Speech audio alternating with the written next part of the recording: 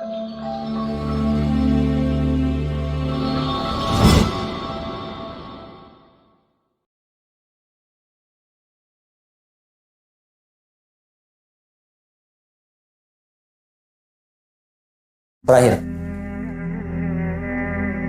maaf Ustaz, saya maafkan. Karena pertanyaan saya banyak, Ustaz bersedia menjawab pertanyaan saya melalui email di daftar yang tidak terbaca pertemuan kali ini. Baik, Ustaz, bagaimana Nabi Ayub bisa sembuh dari penyakit yang pernah dideritanya? Jawabannya, Allah sembuhkan, sembuh. Baik, ayahanda sedang sakit, ya, ginjal stadium 5 sehingga dokter memvonis harus cuci darah 2 kali seminggu seumur hidup. Semoga Ustaz, kita doakan semoga Allah berikan kesembuhan terbaik, semoga Allah berikan segala kemuliaan dan diberikan segala hikmah di balik penyakit. Pertama begini, sakit itu ujian. Ada salah seorang ibu sakit, ini proses bermirip-mirip, bahkan lebih parah daripada itu. Kemudian saat sakit itu terlihat pesimis, putus asa, kok saya gitu kan, sebagainya. Jadi undanglah saya datang, ngobrol. Saya bilang, Bu, berbahagia ibu yang dipilih, bukan orang lain. Kok bisa Ustaz? Karena tidak semua sakit itu jadi buruk. Tidak semua sakit itu tanda dari keburukan. Maksudnya Ustaz, bukankah Nabi Ayub itu sakit?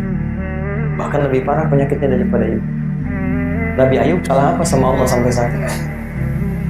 Nabi Ayub punya dosa apa? Jadi tidak semua sakit melekat dengan dosa. Ada sebagian sakit itu bagian dari dosa, sehingga dipaksa kita menyebut nama Allah. Ya, makanya orang sakit itu banyak kemungkinan diampuni dosanya oleh Allah, karena saat sakit banyak ibadah, banyak istighfar. Maka saya katakan pertama, Bu, berbahagialah karena bagian dari sakit itu satu wasilah untuk mengampuni dosa-dosa kita. Maka Masya Allah, ibu yang diberikan sakit bukan saya, bukan yang lain. Boleh jadi ada cinta Allah yang berkeinginan menggugurkan dosa-dosanya. Yang kedua, ada petunjuk dalam Al-Quran, justru dalam sakit itu bisa mengembalikan semua keindahan-keindahan hidup yang boleh jadi setelah sembuh akan berlipat lebih daripada sebelumnya. Maka saya contohkan Nabi Ayub. Teman-teman sekalian, ini sebagai penutup, kisahnya ada di Quran surah ke-21 ayat 83-84. Perhatikan baik-baik.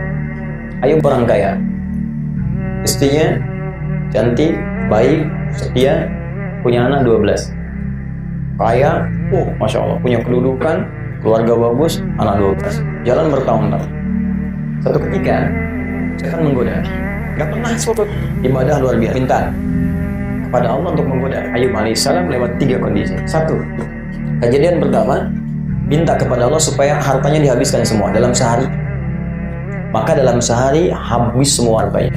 Ya, hewan ternaknya mati semua, kebun-kebunnya terbakar semua dalam sehari. Anda kalau kerja sehari, misalnya omset hilang, gaji hilang sehari, kan keluhan luar biasa. Nabi Ayub sehari jatuh fakir, semua hilang. Apakah mengeluh? Tidak. Berkurang ibadah? Tidak, malah makin nambah. Makin penasaran setan, minta lagi kepada Allah. Tapi di sini nanti ada hikmah di ujung, di akhirnya. Maka diuji dengan yang kedua. Apa ujian keduanya? Anaknya semua meninggal. 12 orang meninggal seketika. Ada satu sakit kita gelisah, Nabi Ayub meninggal semuanya, 12 orang meninggal. Apakah berkurang ibadahnya? Tidak, makin giat dari yang pertama. Terakhir setan minta, ya Allah, uji dengan penyakit. Maka diujilah dengan penyakit yang tidak pernah dialami oleh orang sebelumnya dan tidak akan dirasakan orang setelahnya. Apa yang terjadi? Malah makin tambah. Istri ya pernah berkata begini, kalau dalam bahasa kita, Papa kan Nabi, berdoalah minta. Kalau Papa berdoa, setidaknya disembuhkan. Apa jawab Ayub? Perhatikan kesolehan Ayub. Ma, berapa lama kita sehat, kita senang, kita kaya, kita bahagia? 20 tahun. Ada yang menyebutkan 70. Berapa lama kita diuji dengan penyakit? 7 tahun. Baik. Nanti sajalah kalau sudah 20 tahun, baru aku minta kepada Allah. Aku malu, dulu kita kaya 20 tahun, sekarang baru fakir 7 tahun sudah mengeluh. Aku malu, dulu kita sehat 20 tahun, sekarang baru sakit 7 tahun sudah mengeluh. Nanti kalau sakitnya sama dengan sehatnya, fakirnya sama dengan kaya, ya baru aku minta kepada Allah. Kalau orang paham dengan sakit itu ada ampunan, dengan kenikmatan dan sebagainya, tentulah Masya Allah kenikmatan di dalam. Ada seorang ulama kalau nggak sakit dalam sepekan, dia nangis. Ditanya, kenapa engkau menangis? Aku takut aku punya dosa sepekan ini nggak diampuni oleh Allah. Kenapa aku nggak sakit ya katanya? Tidak ulama yang mengharapkan sakit karena takut gak diampuni dosa. Nah, yang paling menarik teman-teman sekalian, lalu tibalah kemudian penyakit itu mengganggu beliau ibadah. Di sini rahasianya, di sini saya ajarkan amalannya, boleh praktekkan zikirnya dengan izin Allah Subhanahu wa taala. Perhatikan amalannya. Begitu penyakitnya mengganggu beliau untuk ibadah. Wa ayyuba, dan saya buka kisah Ayub, kata Allah. Terjemahkan dengan nahwunya, maftuh, dan saya buka kisah Ayub, ataf kepada sebelumnya. Idnada rabbahu anni massani yadhurru wa anta arhamur rahimin. Perhatikan cara bacanya. Ketika sudah mau masuk asar, saya tutup. Ketika penyakit itu mengganggu ia untuk ibadah, maka mulailah ia berdoa kepada Allah. Perhatikan doanya, ya Allah, Engkau yang paling sayang kepada. Jika yang paling sayang saja tidak menyembuhkanku, kepada siapa lagi aku memohon? Penyakit ini sudah mulai mengganggu aku untuk ibadah. Ada rumus kata para ulama di sini, kalau bapak ibu diuji dengan penyakit termasuk berat, kata dokter yang mungkin sembuh, maka bacakan zikir Nabi Ayub. Ya, Allahumma anni masani yadhurru wa anta arhamur rahimin. Itu ada di Quran surah 21 ayat 83. Bacakan zikirnya. Anni masani yadhurru wa anta arhamur rahimin. Pegang yang sakitnya. Minta kepada Allah.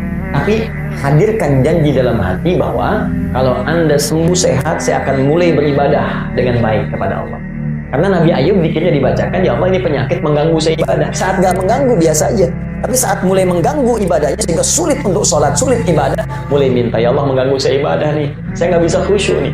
Maka ketika penyakit disandingkan dengan ibadah, Allah kemudian turunkan rahmatnya, disembuhkan seketika. Buka ayat 84-nya. Fastajabna lahu, kami jawab langsung doanya. Fakashafna ma bihi min dhurrin, kami hilangkan semua sakitnya. Wa atainahu ahlahu wa mithlahum ma'ahum rahmatan min indina. Maka kami kembalikan semua anaknya. Jadi begitu Ayub sembuh, dengar semua sekampung. Karena Ayub baik, senang berbagi, maka setiap yang datang bawa makanan, bawa ternak, bawa ini. Jadi kayaknya naik 2 kali lipat dari sebelumnya. Setelah itu sembuh, berhubungan lagi dengan istrinya. Setiap berhubungan, hamil, kandung kembar, sampai kembar 12 kali, 24. Anak sebelum 12 jadi 24. Nah, yang paling menarik saya akhiri, wa dzikra lil abidin. Kata Allah, ini pengingat bagi hamba-hambaku di masa depan yang punya keadaan yang sama dengan Ayub. Kalau sakit seperti Ayub, dia amalkan zikir Ayub, aku akan sembuhkan seperti aku sembuhkan Ayub alaihissalam.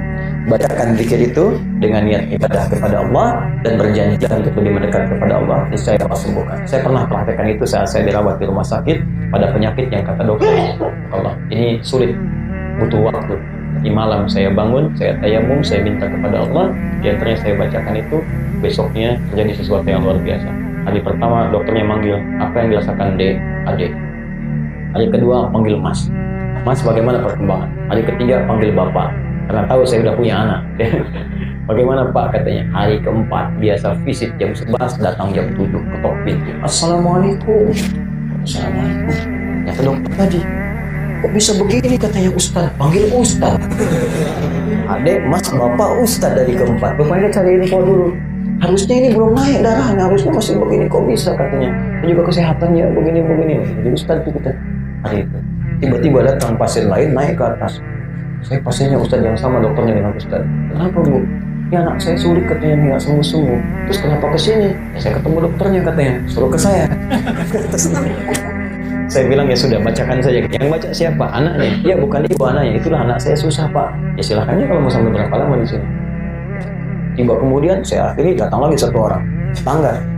Ustaz, ya Pak, ini mohon kasih kertas. Ini apa Pak? Itu di kertas tuh anak saya 2 orang perempuan. Besok mau ujian. Maksudnya apa? Ustaz kan sakit. 2 orang sakit cepat dijawab. Tolong doakan anak saya.